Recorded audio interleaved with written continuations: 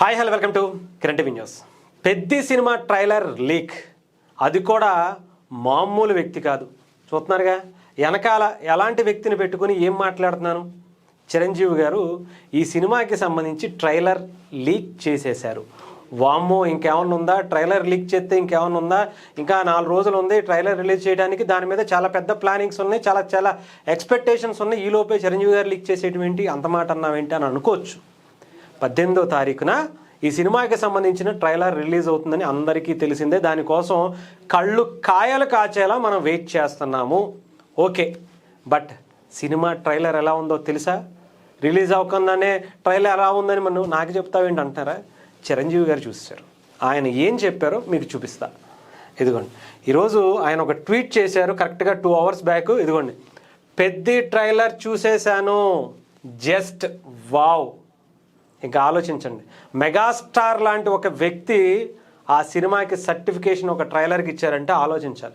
3 నిమిషాలు ఉంటుందట, 3 నిమిషాల pure fire power packet trailer అని చెప్పి ఇవ్వడంతో పాటు చరణ్, బుచ్చి, రెహమాన్ ఒక్కొక్కరు తమ బెస్ట్ ఇచ్చారు, కలిసి మాత్రం రఫాడించి పడేశారు. అలాగే మీరు ఎంత ఊహించుకోండి దానికి మించి ఉంటుంది ఈ ట్రైలర్ అని చెప్పి ఎమోషన్, ఎలివేషన్, మ్యాడ్నెస్ అన్నీ నెక్స్ట్ లెవెల్లో ఉన్నాయి.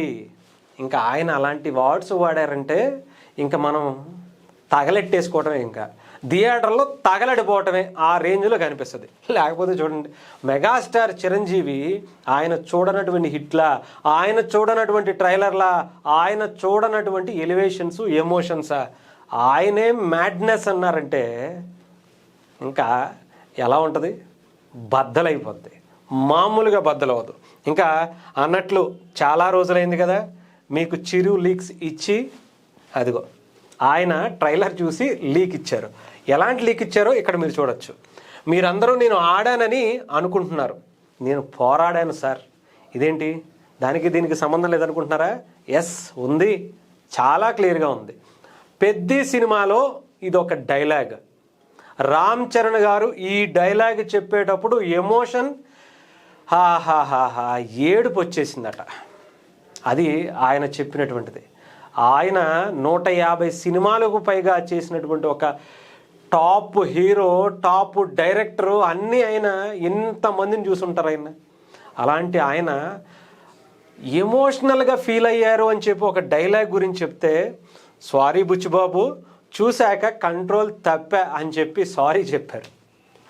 బాస్, ఇప్పటి వరకు సినిమాకి సంబంధించి ఎలాంటి హైప్ ఇచ్చారో, ఎలాంటి హైప్ ఉందో ప్రపంచవ్యాప్తంగా చికిరీతో రామ్ చరణ్ గారు అలా స్టెప్తో ఆడేసుకున్నారు.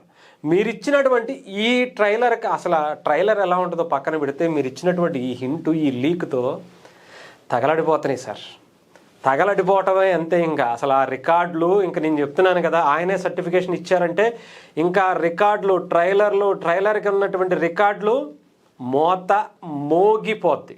అది కూడా అలా ఇలా కాదు, ఇప్పటి వరకు ఉన్నవన్నీ పక్కనెట్టేసుకోండి, సదిరేసుకోండి, మొత్తం పక్కెళ్ళిపోయి కూర్చోండి అబ్బాయిలు. ఎవరెవరు ఎన్ని రకాల రికార్డులు అయితే మడతెట్టుకుని జేబులు ఎట్టుకుని వెళ్ళిపోవాల్సిందే. పెద్ది వస్తున్నాడు. రామ్ చరణ్ గారికి ఇక్కడ మన సినిమా ఇండస్ట్రీకి పెద్ద దిక్కు అయినటువంటి చిరంజీవి గారి సర్టిఫికేషన్ ఇచ్చారు. ఆయన ఎమోషనల్కి, ఆయన ఎలివేషన్స్కి ఇక్కడ మ్యాడ్నెస్ అనేటువంటి పదం వాడారు. ఆయన మెంటల్ ఎక్కిపోతుంది. నాకైతే చెప్తున్నాను కదా, గూస్ బంప్స్ వస్తున్నాయి. ఆయన రాసినటువంటి దాన్ని చదివితేనే నాకు ఇలా ఉంటే ట్రైలర్ ఎలా ఉంటుంది అసలు? ట్రైలర్లో ఇలాంటి ఈ సిచ్యువేషన్, ఆ ఎమోషన్ చెప్పేటువంటి ఆ లైను వింటే ఎలా ఉండబోతుంది?